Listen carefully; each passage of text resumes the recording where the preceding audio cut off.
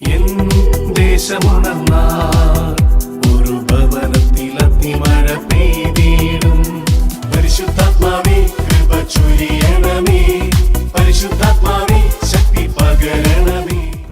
രണ്ട് കരങ്ങളും നെഞ്ചോട് ചേർത്ത് വെച്ച് ഇന്ന് നിന്നെ ഭാരപ്പെടുത്തുന്ന ഏത് വിഷയം, അതൊരു ചിലപ്പോൾ വ്യക്തികളാവും, ചില സംഭവങ്ങളാവും, ഇന്നലകളിൽ നിനക്കുണ്ടായ ചില തെറ്റായ തീരുമാനങ്ങളും പാപവീഴ്ചകളുമാവും, നിനക്കുണ്ടായ ഏതെങ്കിലും അപകടങ്ങളാവും, വിചാരിച്ചതുപോലെ കാര്യങ്ങൾ നടന്നില്ല എന്നുള്ള സങ്കടമാവും, വീട്ടിലുണ്ടായ ചില ദുഃഖങ്ങളാണ്, ഒരുപക്ഷെ കുടുംബത്തിലെ ചിലരുടെ മരണം, അപ്രതീക്ഷിതമായ ചില അപകടങ്ങളും രോഗങ്ങളും ഭാരങ്ങളും, മക്കളെക്കുറിച്ചുള്ള ഭാരം, എന്തു തന്നെയുമാണെങ്കിലും നീ വിശ്വസിക്കുക, ദൈവമേ ഇതെനിക്കൊരു അനുഗ്രഹമായിട്ട് മാറും, ഇതെനിക്കൊരു അനുഗ്രഹമായിട്ട് മാറും, എനിക്കുണ്ടായ എല്ലാ സംഭവങ്ങളും എനിക്കൊരു അനുഗ്രഹമായിട്ട് മാറും. കർത്താവെ, ഞാനത് വിശ്വസിച്ച് ഏറ്റെടുക്കുന്നു. കുഴിയിൽ കിടന്ന ദാനിയേൽ പറഞ്ഞു, ദൈവമേ അങ്ങെന്നെ ഓർമ്മിച്ചിരിക്കുന്നു, അങ്ങെന്നെ ഓർമ്മിച്ചിരിക്കുന്നു. എൻ്റെ പ്രിയ സഹോദരങ്ങളെ, നമ്മുടെ കുറവ് ദൈവത്തെ ഓർക്കുന്നതിനുള്ള അവസരമാണ്.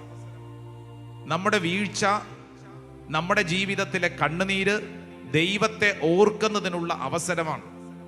ദൈവം നിന്നെ ഓർക്കും. നീ ദൈവത്തെ ഓർത്താൽ, നീ ദൈവത്തെ സ്നേഹിച്ചാൽ ദൈവം നിന്നെ ഓർക്കും. ആർക്കും നിന്നെ രക്ഷപ്പെടുത്താൻ പറ്റാത്ത വണ്ണം ഏതെങ്കിലും കെട്ടിലായിരിക്കും, പക്ഷേ കർത്താവ് നിന്നെ വിടുവിക്കും. Yes, my Jesus will save me. എൻ്റെ ഈശോ എന്നെ രക്ഷപ്പെടുത്തും. വിശ്വസിക്കണം. കടബാധ്യതയിലൊക്കെ ഒത്തിരി പേര് വളരെ ഭാരപ്പെട്ട് പ്രാർത്ഥിക്കുന്നുണ്ട്. എൻ്റെ സഹോദരൻ, നീ വീണു പോകല്ലേ, സഹോദരി നീ വീണു പോകല്ലേ. നിന്നെ കർത്താവ് പിടിച്ചു നിർത്തും. ഇത്രയും നടത്തിയത് ആരാ? ദൈവമല്ലേ?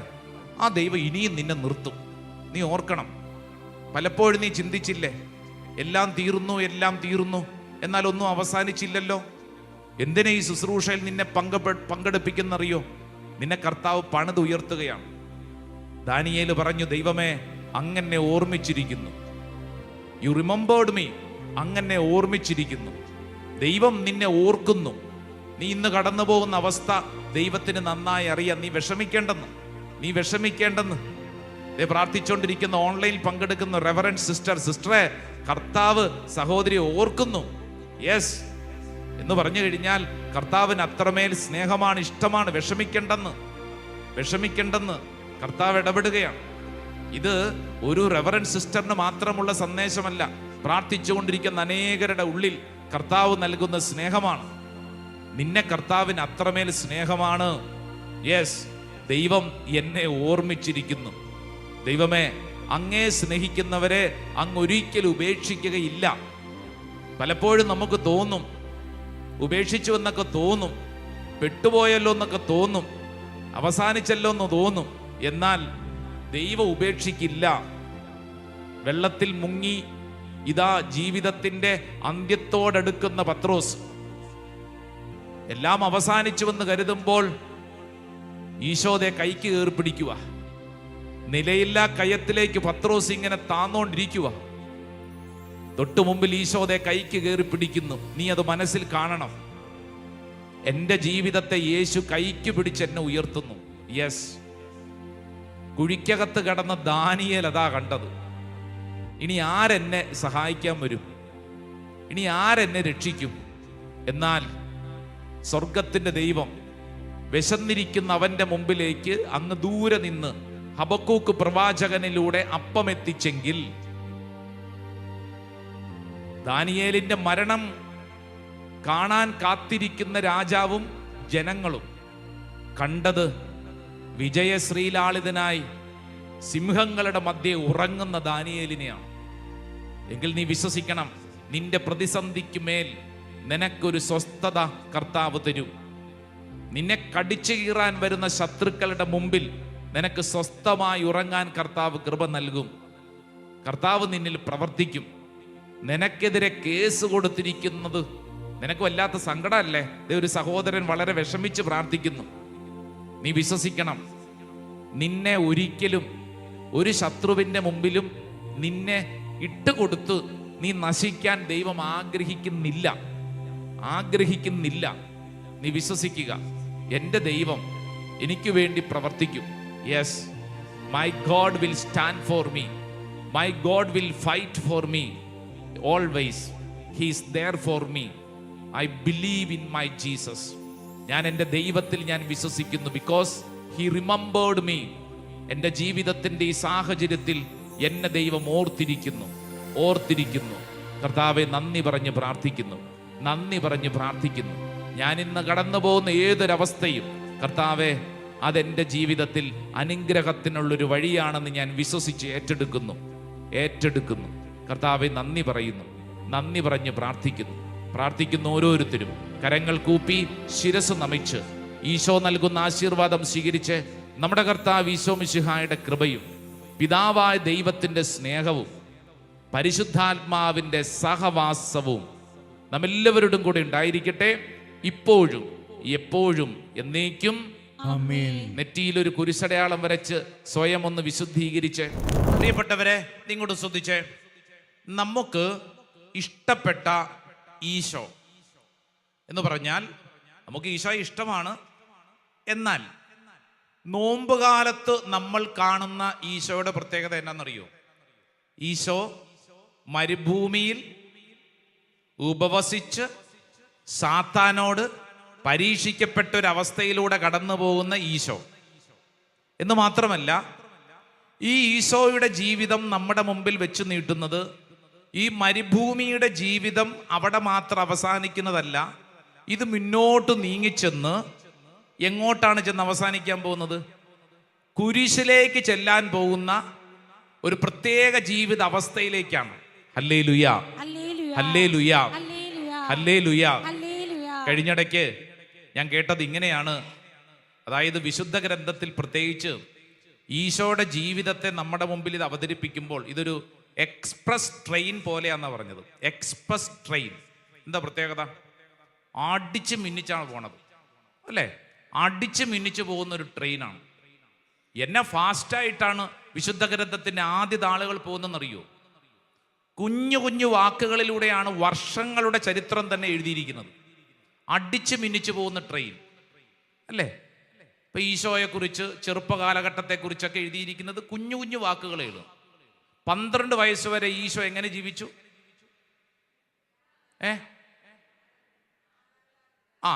ഒരു കുഞ്ഞു വചനം എഴുതിയിട്ടുള്ളൂ. അവൻ ജ്ഞാനത്തിലും പ്രായത്തിലും ദൈവത്തിൻ്റെയും മനുഷ്യരുടെയും പ്രീതിയിലും വളർന്നു. പിന്നെ നമ്മൾ കാണുന്ന എത്ര വയസ്സിലാണ്? 30-ാമത്തെ വയസ്സിലാണ്, അല്ലേ? പരസ്യ ജീവിതത്തിന് വേണ്ടി ഇറങ്ങുന്നത് എന്ന് പറഞ്ഞു കഴിഞ്ഞാൽ പിന്നെ പരസ്യ ജീവിതത്തിന് ഇറങ്ങിക്കഴിഞ്ഞിട്ട് നമ്മൾ കാണുന്നത് മുഴുവൻ ആട്ടിച്ച് പൊളിച്ച് ട്രെയിൻ അങ്ങോട്ട് പോവാണ് എന്ന് പറഞ്ഞു കഴിഞ്ഞാൽ അത്ഭുതങ്ങളും അടയാളങ്ങളും കയ്യടി, ആൾക്കൂട്ടം, ബഹളം.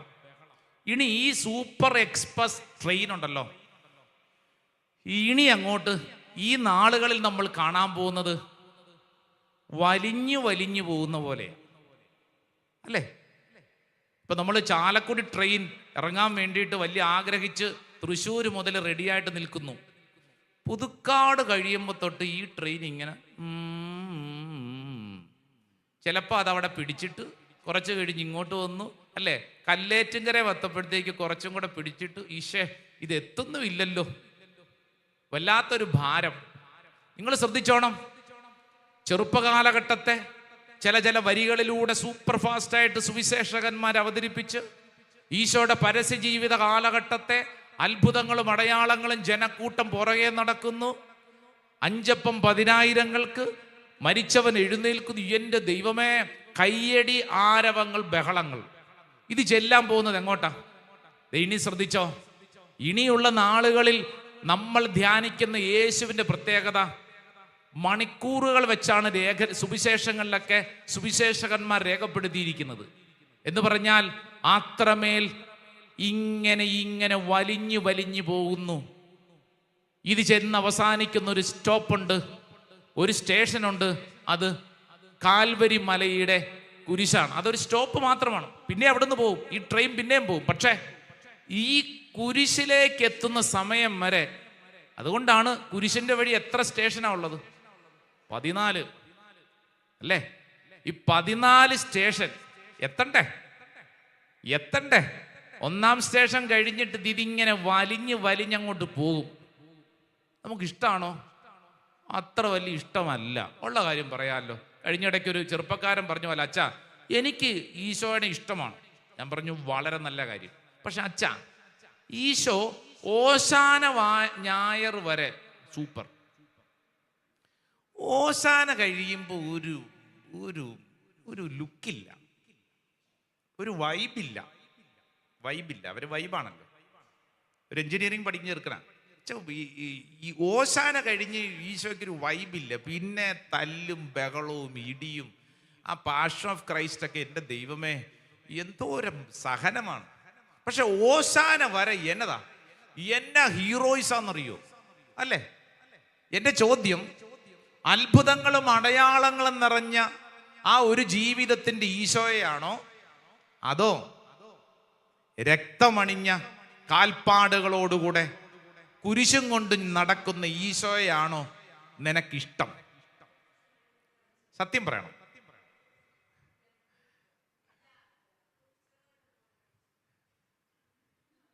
കേട്ടോ? കേട്ടില്ലേ?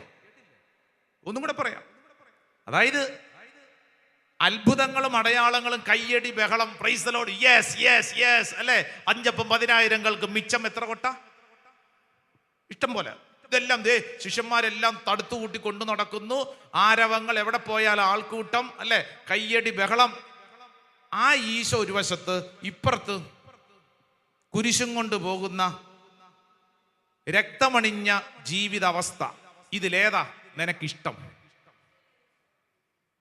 എൻ്റെ പ്രിയപ്പെട്ടവരെ, ഈ നാളുകളിൽ നീ ധ്യാനിക്കേണ്ട ഒരു ചോദ്യം ഇതാണ്. വളരെ മർമ്മപ്രധാനമായ ചോദ്യം.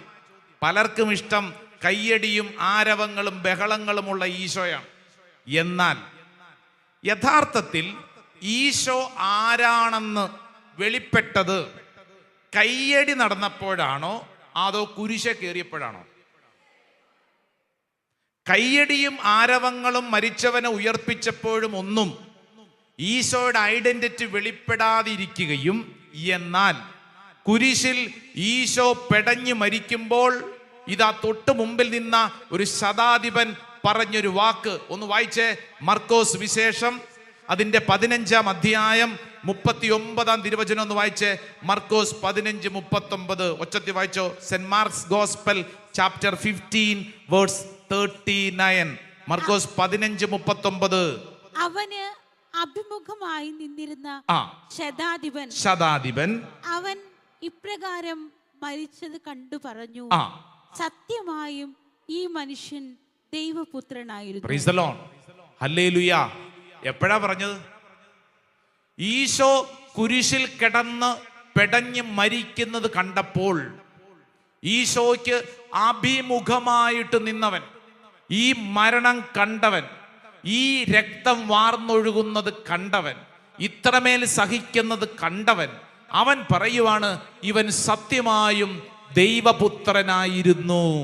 2 കരങ്ങൾ ഉയർത്തി പറഞ്ഞ് ഇവൻ സത്യമായും ദൈവപുത്രനായിരുന്നു.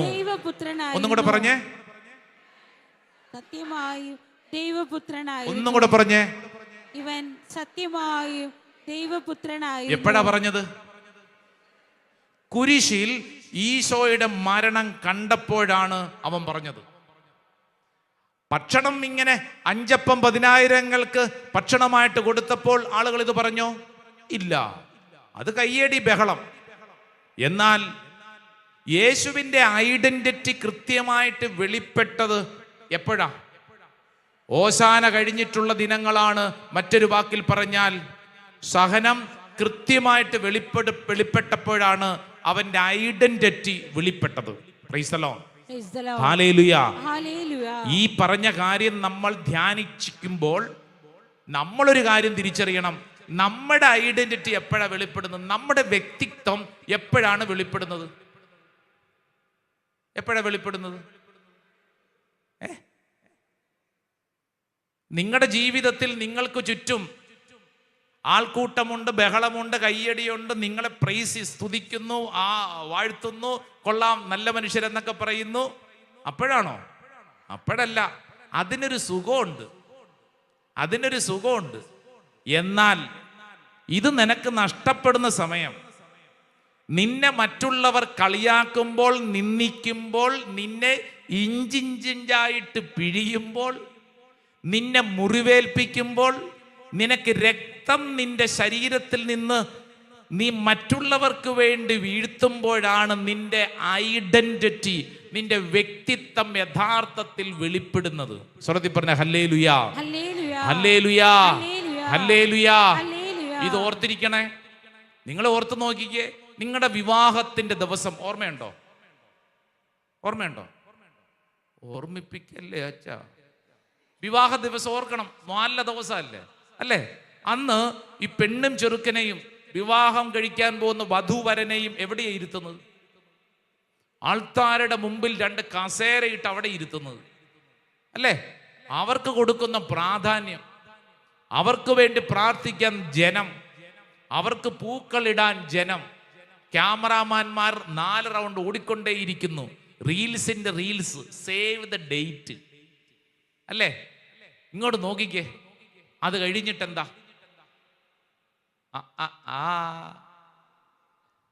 അതെത്ര ദിവസം ഉണ്ടാവും ഈ പൂവിടിയിൽ? എത്ര ദിവസം ഉണ്ടാവും നിനക്ക് ആ കസേര അൾത്താരയുടെ മുമ്പിൽ?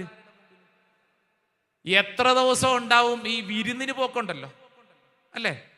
കല്യാണം കഴിഞ്ഞിട്ട് ആദ്യത്തെ മാസം അല്ലേ പോകാവുന്ന വീട്ടിലൊക്കെ പോയി അച്ചപ്പവും പലഹാരം മൊത്തം തിന്ന് വയറും വീർപ്പിച്ച് വരുന്ന സമയം അല്ലേ?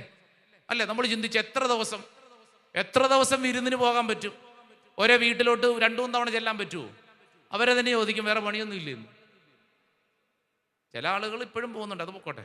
ഇങ്ങോട്ട് നോക്കിയേ. അതായത് അതിനൊരു താളമുണ്ട്. അതാണോ സത്യം? അത് വെറുതെ ട്രെയിലർ. ഒറിജിനൽ പുറകെ വരുന്നതല്ലേ ഉള്ളൂ. ഒറിജിനൽ എന്ന് പറഞ്ഞാൽ ജീവിതത്തിൽ നീ നിന്റെ കുടുംബ ജീവിതം ആരംഭിക്കുന്നു. ഈ ആദ്യത്തെ ബഹളവും കയ്യടിയും ആരവങ്ങളൊക്കെ കഴിഞ്ഞ് ജീവിതത്തിന്റെ യഥാർത്ഥ വശമുണ്ട്. യഥാർത്ഥ വശം. ഞാൻ ഡൽഹിയിൽ ധ്യാനമന്ദിരത്തിലായിരിക്കുമ്പോൾ ഡൽഹിയിൽ ഉള്ള മലയാളികളായിട്ടുള്ള ഒരു പെണ്ണും ചെറുക്കൻ്റെയും വലിയൊരു കല്യാണം. അവർ 2 പേര് IT കമ്പനിയിലാണ്. ഒരു ശുശ്രൂഷകന്റെ ബന്ധുവൊക്കെയാണ് ഈ ചെറുക്കൻ. പെണ്ണും നല്ല മിടുക്കരാണ്. 2 പേരും മിടുക്കരാണ്. ഒരു ഇടവകയിലെ വളരെ സ്മാർട്ട് ആയിട്ടുള്ള 2 പേരാണ്. ഇനി ഇവരുടെ വലിയ പ്രത്യേകത 8ാം ക്ലാസ് മുതൽ ഇവർ പ്രേമിക്കുന്നവരാണ്. 8ാം ക്ലാസ് മുതൽ 2 പേരും പ്രണയം. എന്നിട്ട് ആ പ്രണയം വളർന്നു. പിന്നീട് കുറെ പ്രതിസന്ധിയൊക്കെ ഉണ്ടായിരുന്നു. ഈ പ്രതിസന്ധിയൊക്കെ അവർ വകഞ്ഞു മാറ്റി കല്യാണം കഴിച്ചു. സന്തോഷം. എന്നാ സന്തോഷം എന്നറിയൂ? 2.5 ആഴ്ച, 2.5 ആഴ്ചയോ 2.5 ആഴ്ച കഴിഞ്ഞ ഒരു ദിവസത്തിൽ ധ്യാന മന്ദിരത്തിൽ 2 പേരും കൂടെ ഒരുമിച്ച് വന്നിട്ട് പറഞ്ഞു, അച്ഛാ ഞങ്ങൾക്ക് ഒരുമിച്ച് പോകാൻ പറ്റില്ല. ഞാൻ പറഞ്ഞു, തമാശ പറയല്ലേ, നാട്ടുകാരെന്നാ വിചാരിക്കും? ഈ നിങ്ങൾ 2 പേർക്ക് ഇത്രമേൽ അറിയാവുന്ന വേറെ ആരാ ഉള്ള? പെണ്ണ് പറഞ്ഞു, അച്ഛാ കാര്യമൊക്കെ ശരിയാ, പക്ഷെ ഇവന്റെ സ്വഭാവം, യഥാർത്ഥത്തിലുള്ള സ്വഭാവം എനിക്ക് മനസ്സിലാകാൻ തുടങ്ങിയിട്ട് 2.5 ആഴ്ചയായുള്ളൂ. കല്യാണം കഴിച്ചപ്പോൾ മുതലാണ് അച്ഛാ ഇവൻ ഇങ്ങനെ ഒരു സ്വഭാവം ഉണ്ടെന്ന് എനിക്ക് മനസ്സിലായത്. ഇത്ര നാൾ എനിക്ക് അറിയത്തില്ലായിരുന്നു. 8ാം ക്ലാസ് മുതൽ, ഒന്ന് ആലോചിച്ചു, 8ാം ക്ലാസ് മുതൽ പ്രണയിച്ചവരാണ്. പക്ഷേ കൂടെ ജീവിക്കാൻ തുടങ്ങിയപ്പോഴാണ് സ്വഭാവം മനസ്സിലായത്. അച്ഛാ എനിക്ക് പറ്റത്തില്ല അച്ഛാ, ഇവന്റെ ഈ ശൈലികളോട് ചേർന്ന് പോകാൻ എനിക്ക് പറ്റത്തില്ല അച്ഛാ, എനിക്ക് പറ്റത്തില്ല. ചെറുക്കനും വിട്ടുകൊടുക്കുന്നില്ല. അച്ഛാ അവൾക്ക് അങ്ങനെയാണെങ്കിൽ അവൾ അവളുടെ പാട്ടിന് പോട്ടെ. എൻ്റെ പ്രിയപ്പെട്ടവരെ, ഞാനിത് പറയുമ്പോൾ ഇവിടെ ഇരിക്കുന്ന ഓരോരുത്തരും ശ്രദ്ധിക്കേണ്ട കാര്യം, നിന്റെ ജീവിതത്തിന്റെ, നിന്റെ വ്യക്തിത്വം അത് അളക്കുന്നത് എപ്പോഴാണെന്നറിയോ? സ്തുതിയും പുകഴ്ചയും കിട്ടുമ്പോഴല്ല, മറിച്ച് ജീവിതത്തിന്റെ യാഥാർത്ഥ്യത്തിൽ ഇറങ്ങുമ്പോഴാണ്. യേശുവിന്റെ ഐഡന്റിറ്റി വെളിപ്പെട്ട ദിനങ്ങളാണ് ഈ നാളുകൾ. വലതുകരം ഉയർത്തി പറഞ്ഞ ഹല്ലേലൂയാ, ഹല്ലേലൂയാ, ഹല്ലേലൂയാ. യെശയ്യായുടെ പ്രവചനം 53-ാം അധ്യായം 5-ാം തിരുവചനം. Book of Isaiah chapter 53 verse 5. ഒന്ന് തുറന്നു വായിച്ചാലോ? യെശയ്യായുടെ പ്രവചനം 53:5. നമ്മുടെ അതിക്രമങ്ങൾക്ക് വേണ്ടി അവൻ മുറിവേൽപ്പിക്കപ്പെട്ടു, നമ്മുടെ അകൃത്യങ്ങൾക്ക് വേണ്ടി നമ്മുടെ അകൃത്യങ്ങൾക്ക് വേണ്ടി ക്ഷതമേൽപ്പിക്കപ്പെട്ടു. അവൻ ക്ഷതമേൽപ്പിക്കപ്പെട്ടു. അവന്റെ മേലുള്ള ശിക്ഷ അവന്റെ മേലുള്ള ശിക്ഷ നമുക്ക് രക്ഷ നൽകി. നമുക്ക് രക്ഷ നൽകി. അവന്റെ ക്ഷതങ്ങളാൽ നാം സൗഖ്യം സൗഖ്യം പ്രാപിച്ചു. ഹല്ലേലൂയാ. വലതുകര ഉയർത്തി വചനം നേറ്റു പറഞ്ഞേ. യെശയ്യാ പ്രവചനം 53-ാം അധ്യായം 5-ാം തിരുവചനം.